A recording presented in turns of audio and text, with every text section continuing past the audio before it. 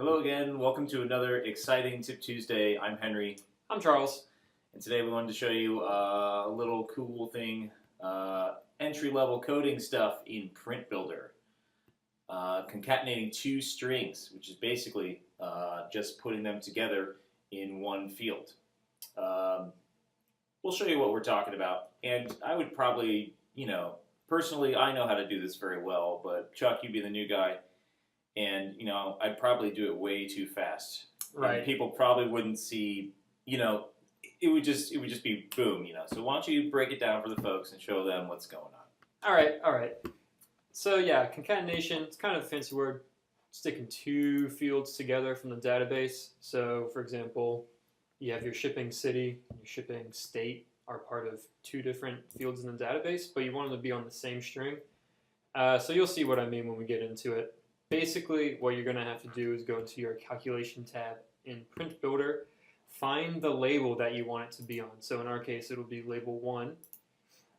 And if you don't see this view here, a quick little handy-dandy trick, if you right-click it, there's 3 different views. I like to use the events view because you can see every single label and button and image, all that good stuff in here.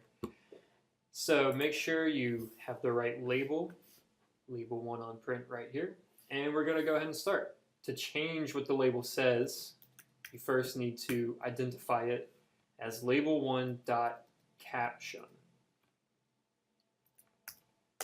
And then you can set it to equal something. And in this programming language, we're going to use := to assign something to that field. So this is our label1.caption. To assign something to it, you need a : sign.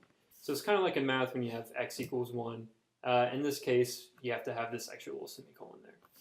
So here we have our handy dandy code toolbox, and you can see that we have a bunch of different options to choose from in this top view.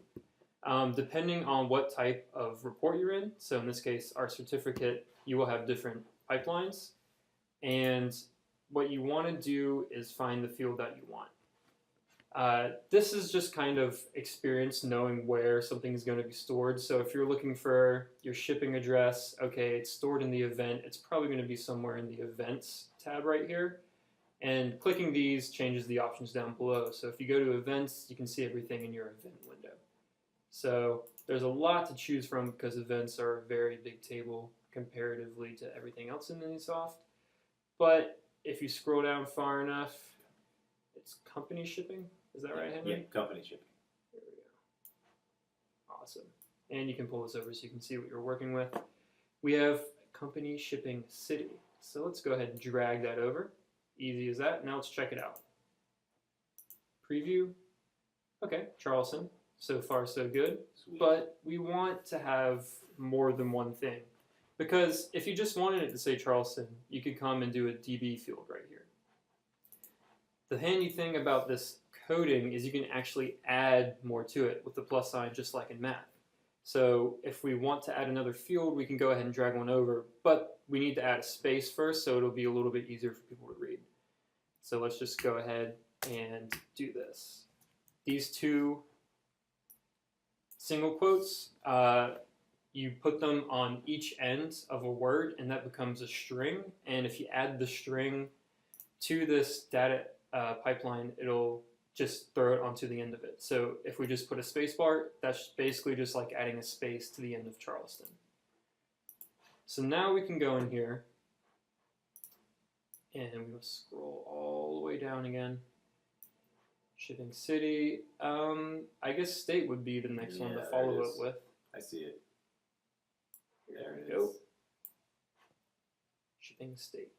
Okay, let's check it out now. Awesome.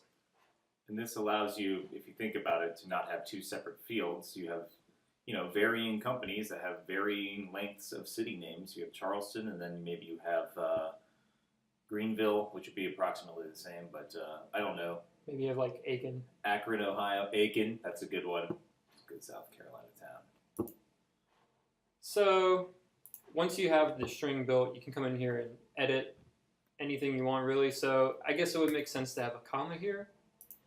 Charleston, comma, South Carolina. That looks a little bit better. And say you even want to add your zip code. You just add another plus sign, add another space bar, and add the zip code. So let's find it.